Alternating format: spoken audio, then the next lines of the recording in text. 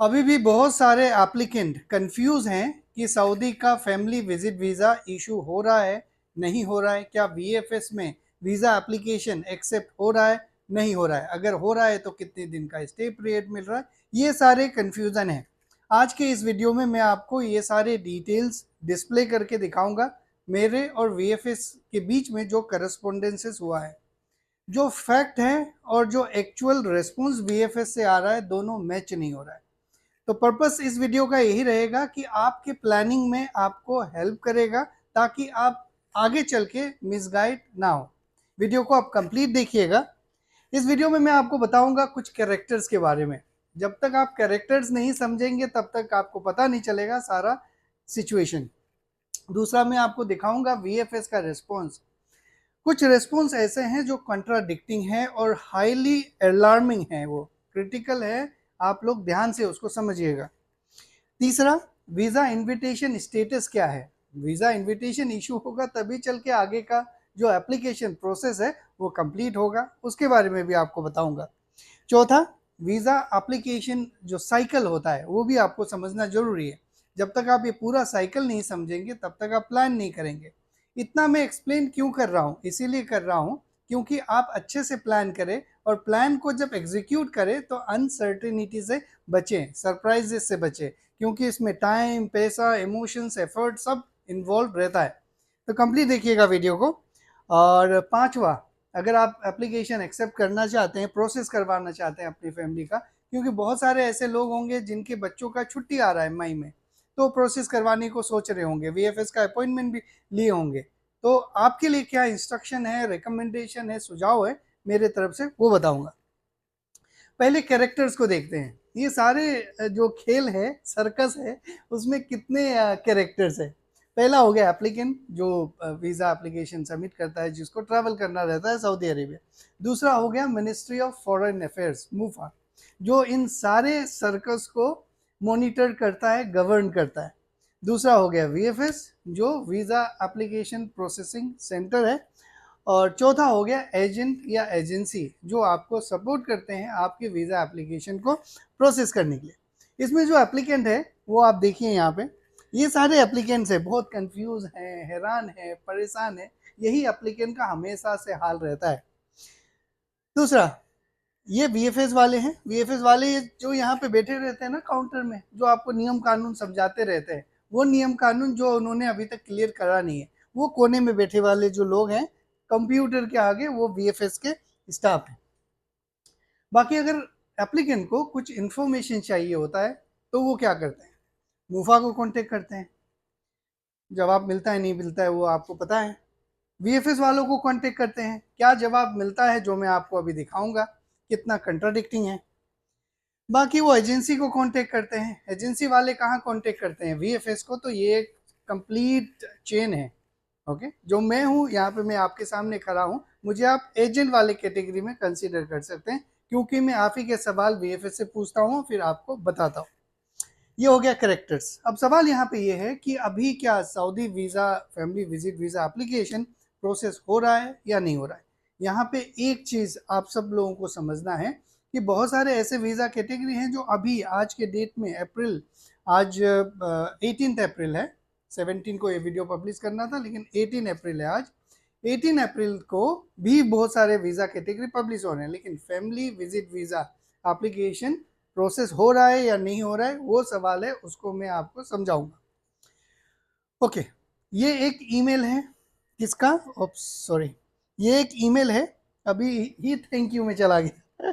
Okay, ये एक email है, ये एक ईमेल है।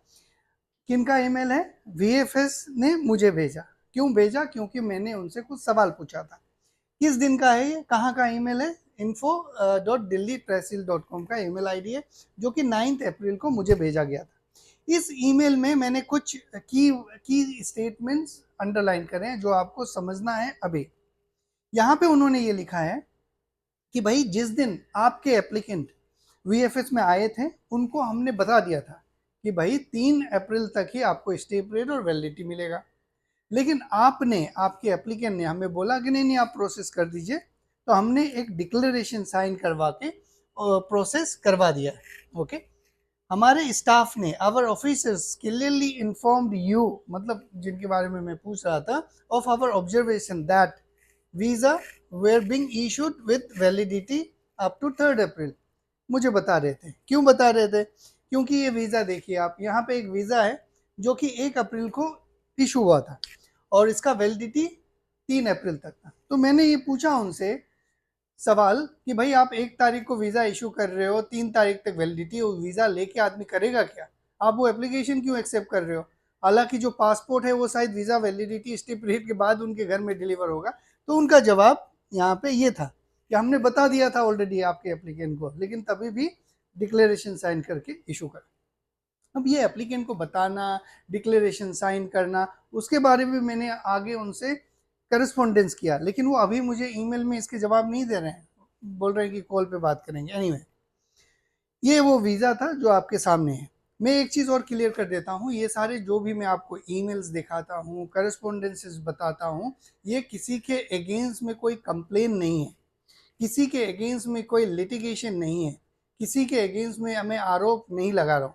बस ये एक पर्पस है कि भाई लोगों को मैं बता पाऊँ कि स्टेटस क्या है, और वीएफएस वाले अगर इसे देखेंगे तो वो अपने प्रोसेस इम्प्रूवमेंट के लिए इसे यूज़ कर सकते हैं। ओके, बाकी और कोई दूसरा तीसरा पर्पस नहीं है। ओके, अब ये एक ईमेल है जो 17 तारीख को मुझे आया था वीएफएस से। इसमें उन्होंने क्या बताया, मैंने उनको दोबारा से पूछा कि आप अभी बताओ कि क्या स्टेटस है। उन्होंने ये ईमेल भेजा। इस ईमेल में एक अंडरलाइन है, देखिए यहाँ पे लिखा हुआ है क्लियर स्टेटमेंट में, we would like to inform you that the family visa application are being processed और accepted subjected to the submission of a duly signed undertaking declaration by the applicant।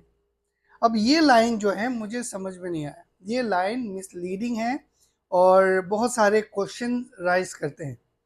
जब आपको 9 तारीख को पूछा गया कि भाई आपने ये वीज़ा एप्लीकेशन क्यों एक्सेप्ट करा, जब आपको पता था कि 1 तारीख को वीज़ा इशू होगा और 3 तारीख को वैलिडिटी और स्टे पीरियड रहेगा, तो आपने क्या बताया? आपने बोला कि हमने एप्लीकेंट को पहले ही बता दिया था कि भाई 3 तारीख को होगा। ओके, और एप्लीकेंट ने फिर वो डिक्लेरेशन साइन किया। लेकिन यहाँ पे जब मैं उनसे फिर से पूछ रहा हूँ स्टेटस चेक करने के लिए, तो वो बता रहे हैं ये बात कि भाई एक्सेप्टेड हो रहा है। कब? 17 तारीख को ये ईमेल आया था। ओके, और 3 तारीख का वैलिडिटी और स्टे पीरियड मिल रहा था। मैंने उनको फिर से जवाब दिया इसी के ऊपर में, वो भी मैं आपको दिखाऊंगा। यहाँ पे क्या लिखा हुआ है उन्होंने कि वीज़ा एप्लीकेशन एक्सेप्ट हो रहा है, हालांकि 3 तारीख तक ही स्टे पीरियड हो रहा था। अब यहाँ पे मैंने उनको रेस्पॉन्स करा है, कब करा है? यही 17 तारीख को मैंने उनको जवाब दिया। उनमें कुछ सीरियस कंसर्न मैंने उनको बताए हैं कि भाई एक बार तो आप बता रहे हैं कि वीज़ा एप्लीकेशन प्रोसेस, आप ये बता रहे थे कि जो वीज़ा एप्लीकेशन हमने एक्सेप्ट करा था उसमें हमने बता दिया था कि 3 अप्रैल तक मिल रहा है ना? और अभी आप ये बता रहे हो कि वीज़ा एप्लीकेशन एक्सेप्ट हो रहा है 17 तारीख को, तो कहीं से ये मैच नहीं हो रहा है। क्या आपका यही रोल है कि आप वीज़ा एप्लीकेशन एक्सेप्ट करेंगे और बाद में पासपोर्ट और रिफंड का फॉर्म भेज देंगे जिसमें VFS service charge non refundable है? क्या आपका यही मोटिव या इंटेंशन है? और एक मैंने इनको एक सवाल यहाँ पे पूछा था कि क्या आपका यही एक मोटिव है कि आप सर्विस चार्ज कलेक्ट करें इरेस्पेक्टिव वीज़ा इशू हो या नहीं हो? तो ये ईमेल है जो मैंने उनको भेजा था, आप पढ़ लीजिएगा। ओके, पूरा ईमेल आप एक बार देख लीजिए। अब इसमें 2-3 सीरियस कंसर्न्स राइज होते हैं। जब वीएफएस वालों को ये बात ऑलरेडी पता है कि भाई 3 अप्रैल तक वीज़ा एप्लीकेशन का वीज़ा का स्टे पीरियड और वैलिडिटी मिल रहा था, तो अभी फैमिली विजिट वीज़ा एक्सेप्ट करने का क्या तुक बनता है ना? अगर उनको ये बात पता है कि वैलिडिटी और स्टे पीरियड 3 अप्रैल के बाद का भी मिल रहा है तो ही वो एक्सेप्ट करना चाहिए। लेकिन जब उनसे ये पूछा जाता है कि कितना वैलिडिटी और स्टे पीरियड मिल रहा है, तो उनका जवाब रहता है हम बस एप्लीकेशन फैसिलिटेट करते हैं, हमारा कोई इन्फ्लुएंस नहीं है वीज़ा प्रोसेसिंग ड्यूरेशन में, वैलिडिटी में, स्टे पीरियड में। परफेक्टली फाइन, हमें पता है कि आप इन्फ्लुएंस नहीं कर सकते, आप एक वीज़ा एप्लीकेशन प्रोसेसिंग सेंटर है। लेकिन जब आप वीज़ा एप्लीकेशन एक्सेप्ट कर रहे हैं तो आपको पता तो होना चाहिए कि वीज़ा प्रोसेस हो रहा है तो कितना दिन का स्टे पीरियड मिल रहा है। लोग दूर दूर से वहाँ जाएंगे, अपना पासपोर्ट सबमिट करेंगे, अपना पैसा सबमिट करेंगे और बाद में आप पासपोर्ट और रिफंड फॉर्म भेज दोगे, जिसमें बस कुछ ही अमाउंट रिफंड होगा, आपका वीएफएस का फीस एक्सेप्ट रिफंड नहीं होगा। तो क्या ये एक स्ट्रैटेजी है, मनी मेकिंग स्ट्रैटेजी? पता नहीं। तो ये एक हो गया। ये सारे ईमेल्स थे। कंक्लूजन देखिएगा, एंड में मैं आपको बताऊंगा। अब आपको जानना जरूरी है कंप्लीट वीजा एप्लीकेशन साइकिल। यहाँ पे 4 स्टेप है जिसमें आपका visa application, family visit visa application complete होता है। स्टेप 1 क्या होता है? आप अपना डॉक्यूमेंटेशन करते हैं, डॉक्यूमेंट प्रिपेयर करते हैं जो भी वीजा एप्लीकेशन प्रोसेसिंग के लिए चाहिए होता है। दूसरा स्टेप आप क्या करते हैं? जो भी आपके स्पॉन्सर है सऊदी में, वो आपके लिए इनविटेशन अप्लाई करते हैं। तीसरा स्टेप आप क्या करते हैं? वही जो हमने अभी ईमेल में डिस्कस करा है, वीएफएस का आप अपॉइंटमेंट लेते हैं, वीज़ा एप्लीकेशन फॉर्म वीएफएस में जाके सबमिट करते हैं। चौथा स्टेप है आपका वीज़ा या तो इशू होता है या तो रिजेक्ट होता है। फिर आप टिकट, अगर इशू होता है तो टिकट परचेज करते, ट्रेवल करते हैं। ये 4 साइकिल में आपका पूरा वीज़ा एप्लीकेशन प्रोसेस होता है। यहाँ पे जो हमारा मैटर ऑफ कंसर्न है अभी के टाइम में, वो है स्टेप 2 एंड स्टेप 3। स्टेप 2 क्या है? Visa invitation. क्या वीज़ा इन्विटेशन इशू हो रहा है या नहीं हो रहा है? क्योंकि वीज़ा इन्विटेशन अभी इशू होगा तभी ना जाके वीएफएस में आप सबमिट करेंगे डॉक्यूमेंट। तो वो तो वीएफएस नेक्स्ट स्टेप है, लेकिन वीएफएस अभी भी बोल रहा है कि भाई हम वीज़ा एप्लीकेशन एक्सेप्ट कर रहे हैं। ये देखिए, ये जब वीज़ा एप्लीकेशन का इन्विटेशन आप सऊदी में प्रोसेस करते हैं तो चेंबर होने के बाद आपको इस तरह का एरर आता है। एरर क्या है? We hope you will submit new application after the Hajj season, best regard. मतलब ये है यहाँ पे कि भाई ये वाला जो प्रोसेस है यही कंप्लीट नहीं हो रहा है, तो ये वाला प्रोसेस होगा कैसे? कैसे वो एक्सेप्ट कर रहे हैं, कैसे वो सबमिट कर रहे हैं, ये बियॉन्ड आवर अंडरस्टैंडिंग है। इसमें आप ये भी सोच रहे होंगे कि भाई पहले का इन्विटेशन होगा जो वो एक्सेप्ट कर रहे हैं। ऐसा नहीं है, क्योंकि वीज़ा इन्विटेशन 30 डेज का वैलिडिटी रहता है। और ये जो बात चल रहा है, आप देख रहे हैं ईमेल में, ये 1 तारीख से चल रहा है, तो ऑलरेडी लगभग 20 दिन तो हो ही गए।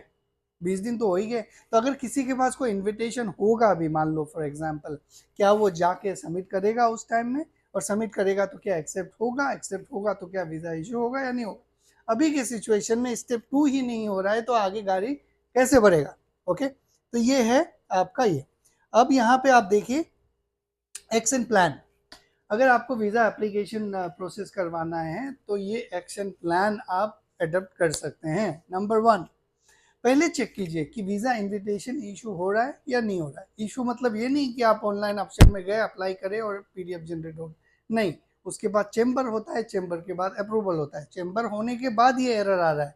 अगर आपका हो रहा है तो ज़रूर बताइए कमेंट में लिख के लोगों को, मुझे भी पता चलेगा। दूसरा, get clear confirmation from VFS whether application is getting accepted or not। अगर एक्सेप्ट हो रहा है तो कितना दिन का स्टेप रेट और वैलिडिटी मिल रहा है। जब आप VFS में जाएंगे क्लियर एक्सेप्टेंस लीजिए। ऐसा नहीं कि वो बोलेंगे कि हमें पता नहीं, आप डिक्लेरेशन साइन कीजिए, मत कीजिएगा। डिक्लेरेशन होता क्या है? उसमें क्लियर लिखा होता है कि एप्लीकेंट अपना मर्जी से सबमिट कर रहा है एप्लीकेशन, VFS जिम्मेदार नहीं है वीज़ा एप्लीकेशन रिजेक्शन अगर होगा भी तो। ये सारी चीज़ लिखे होते हैं, मतलब एक लीगली प्रोटेक्टेड डॉक्यूमेंट है फर्स्ट पार्टी के लिए। ओके। तीसरा, अवॉइड प्रोसेसिंग नाउ। अगर आपके पास अर्जेंसी नहीं है तो अभी आप अवॉइड कीजिए प्रोसेसिंग, क्योंकि अभी हज के वजह से विजिट वीज़ा तो मुझे पूरा श्योर है कि इशू नहीं हो रहा होगा। वीएफएस वाले बोल रहे हैं एप्लीकेशन सबमिट हो रहा है, लेकिन मुझे नहीं लगता है कि इशू हो रहा होगा। चौथा, plan for applicant after application after second week of June. अभी जो नया जो एप्लीकेशन स्टार्ट होगा वो जून के सेकेंड वीक से शुरू होगा, तब आप अप्लाई कर सकते हैं। उस समय भी जून मंथ में आप अवॉइड ही कीजिएगा, क्योंकि पिछले साल हमने देखा कि 1-1 1.5 महीना लग रहा था वीज़ा एप्लीकेशन प्रोसेस होने में। तो ये सारे डिटेल्स हैं अगर आपको उम्रा visa family visit visa issue करना है या नहीं करना है। उम्रा वीज़ा भी जून के फर्स्ट वीक से शुरू हो जाएगा। आपका क्या राय है इस सारे कंटेंट से रिलेटेड जो मैंने आपके साथ पब्लिश करा है? वीएफएस का जो ईमेल्स मैंने आपको दिखाया है, अगर आपने अभी तक अगर वीडियो को देखा है तो ज़रूर अपना ओपिनियन कमेंट में लिखिएगा, ताकि मैं उसी हिसाब से आगे इस सब्जेक्ट को हैंडल करूँ। Thank you very much.